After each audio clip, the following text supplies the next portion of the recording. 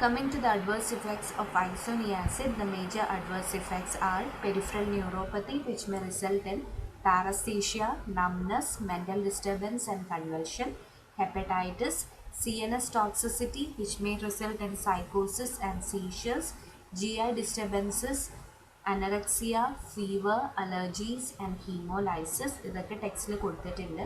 ഇത് പഠിക്കുമ്പോൾ ഇതിലെ major side effects peripheral neuropathy and hepatotoxicity ആണ്. ഇത് മസ്റ്റായിട്ടും പഠിച്ചിരിക്കണം. ബിക്കോസ് എക്സാമിന് explain two anti tubercular drugs give common side effects of them എന്ന് എടുത്ത് ചോദിക്കാറുണ്ട്.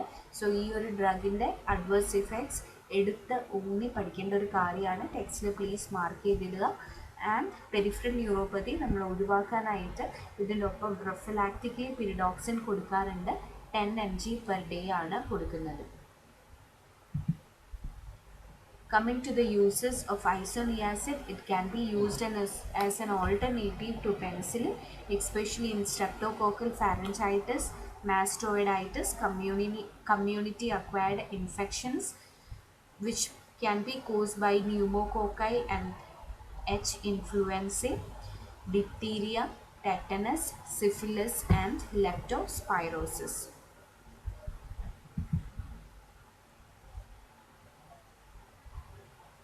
Coming to the second first line anti-tubercular drug, which is rifampicin. So rifampicin, it is a semi-synthetic derivative of rifamycin B. It is obtained from the microorganism Streptomyces mediterraneae. It is bactericidal in nature, as we said earlier, and the main speciality of this particular drug is that it is the only drug that acts on persisters. So ബാക്കി എല്ലാ ഡ്രഗ്സിനോടും treat ചെയ്തിട്ട് മിച്ചം വരുന്ന അല്ലെങ്കിൽ അതിനെയൊക്കെ resist ചെയ്യുന്ന നമ്മളുടെ ഓർഗാനിസത്തിനെ treat ചെയ്യാൻ പറ്റുന്ന ഒരേ ഒരു ഡ്രഗ് റിഫാംപിസിൻ ആണ്. So it is the only drug that act on persisters. It acts on both extracellular and intracellular organisms. It is known as sterilising agent. എന്തുകൊണ്ടാണ്? Because it is the only drug that act on persisters. So it is known as sterilizing agent, as it is effective against tuberculosis resistant to all other drugs.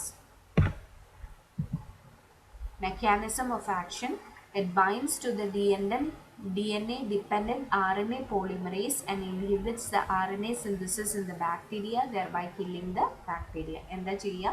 ഈ drug DNA dependent ആയിട്ടുള്ള RNA polymerase എന്ന് പറയുന്ന എൻസൈമുമായിട്ട് link ചെയ്ത് നമ്മളുടെ ബാക്ടീരിയയുടെ അല്ലെങ്കിൽ ബാസിലയുടെ RNA synthesis അല്ലെങ്കിൽ protein synthesis ഇത് ബ്ലോക്ക് ചെയ്യും, thereby killing the bacteria. It binds to the DNA dependent RNA polymerase and inhibits the RNA synthesis in the bacteria. Coming to the pharmacokinetics, it is well absorbed orally. It is given as an oral drug. It is well distributed in the body. It penetrates the cavities, the caseous masses, placenta as well as the meninges. It is metabolized in the liver. It is excreted in the bile, and the plasma half-life is about 2 to 5 hours.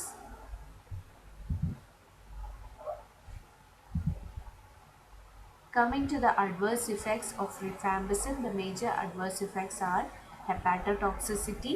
There can be GI disturbances, flu-like syndrome which may show fever, body ache, chills, hemolytic anemia, CNS symptoms like headache, drowsiness, dizziness, ataxia and confusion, hypersensitivity reaction which may show fever, rashes, urticaria, nephritis, hemolysis, hematuria and renal insufficiency, as well as staining of secretions. ഈ ഒരു drug കഴിക്കുമ്പോൾ നമ്മളുടെ ബോഡിയിൽ നിന്നും വരുന്ന എല്ലാ സെക്രീഷൻസും orange കളറായിരിക്കും. അതായത് യൂറിനും സ്വെറ്റിനും ഒക്കെ ഓറഞ്ച് കളറായിരിക്കും. പക്ഷേ ടെമ്പററി മാത്രമേ ഉള്ളൂ, പേടിക്കേണ്ട കാര്യമില്ല. ഡ്രഗ് സ്റ്റോപ്പായി കഴിയുമ്പോൾ അത് മാറും. സോ നഴ്സിംഗ് ഇംപ്ലിക്കേഷൻസിൽ പറഞ്ഞു കൊടുക്കേണ്ട ഒരു കാര്യമാണ് ഇത്. Staining of secretion is normal, it will revive on its own. So ഇവിടുത്തെ മേജർ 2 കോംപ്ലിക്കേഷൻസ് ചോദിക്കുകയാണെങ്കിൽ എഴുതേണ്ടത് hepatotoxicity and staining of secretions ആണ്. അഡ്വേഴ്സ് ഇഫക്ട്സ് മസ്റ്റായിട്ടും പഠിക്കണം, രണ്ടെണ്ണം സ്പെഷ്യലായിട്ട് പഠിക്കണം. ഇവിടെ സ്പെഷ്യലായിട്ട് പഠിക്കേണ്ടത് hepatotoxicity and staining of secretions. ഐസോനിയാസിൻ്റെ എന്തായിരുന്നു? Hepatotoxicity and peripheral neuropathy. റിഫാംബിസിൻ്റെ hepatotoxicity and staining of secretions.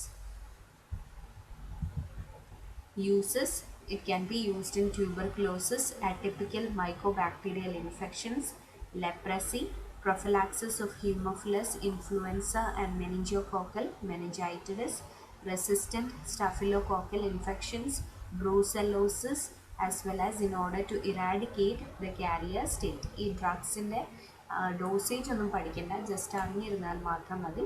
Tuberculosis, atypical mycobacterial infections, leprosy, prophylaxis of Haemophilus influenza and meningococcal meningitis, resistant staphylococcal infections, brucellosis, as well as in order to eradicate the carrier state. Coming to the next first line drug, which is pyrazinamide. So pyrazinamide, it is a tuberculocidal drug. It is active in acidic pH. It is effective against intracellular bacilli. It is well absorbed orally. It is given as an oral drug. Hepatotoxicity is the most common side effect. Hyperuricemia, arthralgia, anorexia, and rashes may also occur. So pyrazinamide ഒരു ട്യൂബർക്കുലോസൈഡൽ ഡ്രഗാണ്. Acidic മീഡിയത്തിലാണ് act ചെയ്യുന്നത്. Intracellular ബാസിലക്കെതിരെയാണ് കൊടുക്കാൻ പറ്റുന്നത്. Oral ഡ്രഗായിട്ടാണ് കൊടുക്കുക. Orally well absorbed ആണ്. Hepatotoxicity, hyperuricaemia, ഇതാണ് major complications. Arthralgia, anorexia and rashes may also occur. അപ്പോൾ ഐസോനിയാസിൻ്റെ രണ്ട് major complications ഏതൊക്കെയായിരുന്നു? ഹെപ്പാറ്റോടോക്സിസിറ്റിയും അതുപോലെ തന്നെ പെരിഫറൽ ന്യൂറോപ്പത്തിയും. റിഫാംബിസിൻ്റെ ഹെപ്പാറ്റോടോക്സിസിറ്റി, അതുപോലെ തന്നെ സ്റ്റെയിനിങ് ഓഫ് സെക്രീഷൻസ്. പിരാസിനാമൈൻ്റെ ഹൈപ്പർയൂറീസീമിയ, ഹെപ്പാറ്റോടോക്സിസിറ്റി.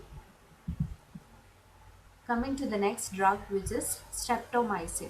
Streptomycin ആണ് നമ്മളുടെ ATT ഡ്രഗ്സിൽ IM ആയിട്ട് അല്ലെങ്കിൽ പാരൻട്രൽ റൂട്ടിൽ കൂടി കൊടുക്കുന്ന ഒരേ ഒരു ഡ്രഗ്. ബാക്കി എല്ലാ ഓറൽ ഡ്രഗ്സ് ആണ്. Streptomycin, it is tuberculocidal in nature. It acts against extracellular bacilli. It has poor penetration power. It is the least preferred drug in ATT drugs because it has got major adverse effects like phototoxicity and nephrotoxicity. So ചെവിക്കും അതുപോലെ തന്നെ കിഡ്നീസിനും വളരെ toxic ആയിട്ടുള്ള ഡ്രഗാണ് ഇത്. അതുകൊണ്ട് തന്നെ ഈ ഒരു ഡ്രഗാണ് ലീസ്റ്റ് പ്രിഫേർഡ് ആയിട്ടുള്ള anti tubercular drug. Usually multi drug regimen അല്ലെങ്കിൽ റെസിസ്റ്റൻ്റ് ആയിട്ടുള്ള ഓർഗാനിസത്തിനെ ട്രീറ്റ് ചെയ്യുമ്പോഴാണ് സ്ട്രെപ്റ്റോമൈസിൻ ഉപയോഗിക്കുക. So it is tuberculocidal. It acts on extracellular bacilli. It has poor penetration power. It is the least preferred drug, and the major adverse effects are ototoxicity, nephrotoxicity. So adverse effects ഒന്നുകൂടെ പറയാം. ഐസോനിയാസിൻ്റെ peripheral neuropathy, ഹെപ്പാറ്റോടോക്സിസിറ്റി, പിന്നെ നമ്മൾ രണ്ടാമത് പഠിച്ച rifampicin, hepatotoxicity, staining of secretions. പിരാസിനാമൈൻ്റെ hypersensitivity, അതുപോലെ തന്നെ arthralgia. ഇവിടെ സ്ട്രെപ്റ്റോമൈസിൻ്റെ ototoxicity, nephrotoxicity. The next first line drug is ethambutol. Ethambutol, it is tuberculostatic drug. ബാക്കി എല്ലാം ട്യൂബർക്കുലോസൈഡൽ ആയിരുന്നു. ഇത് ട്യൂബർക്കുലോസ്റ്റാറ്റിക് ആണ്. It acts on first multiplying bacilli in the cavities. It is also effective against atypical mycobacterium. ഇതിൻ്റെ mechanism of action, it inhibits the incorporation of mycolic acid into the mycobacterial cell wall, thereby rendering a weak cell wall and leading to the reduction in the growth of the bacteria. അപ്പോൾ mechanism of action ചോദിക്കുകയാണെങ്കിൽ it inhibits the incorporation of mycolic acid into the mycobacterial cell wall. The major side effects are optic neuritis. Optic neuritis കാരണം ഇത് കുട്ടികളിൽ ഇത് common ആയിട്ട് കൊടുക്കാറില്ല. കാരണം optic ന്യൂറൈറ്റിസിൻ്റെ ഒരു മേജർ സിംറ്റമാണ് കളർ വിഷൻ നഷ്ടപ്പെടും. കുട്ടികൾക്ക് ഓൾറെഡി അവർക്ക് ഈ കളേഴ്സ് തമ്മിൽ ബ്ലൂ ഏതാ ഗ്രീൻ ഏതാ എന്നൊന്നും ചോദിച്ചാൽ അറിയണ്ടാവില്ല. അപ്പോൾ കുട്ടികൾക്ക് കൊടുത്തിട്ടുണ്ടെങ്കിൽ കളർ വിഷൻ ഡെവലപ്പ് ആവുന്നുണ്ടോ എന്ന് തിരിച്ചറിയാനായിട്ടുള്ള യാതൊരു മാർഗവും ഉണ്ടാവില്ല. That is why it is avoided in children. So എത്താംബ്യൂട്ടോളിൻ്റെ മേജർ സൈഡ് ഇഫക്റ്റ് ആണ്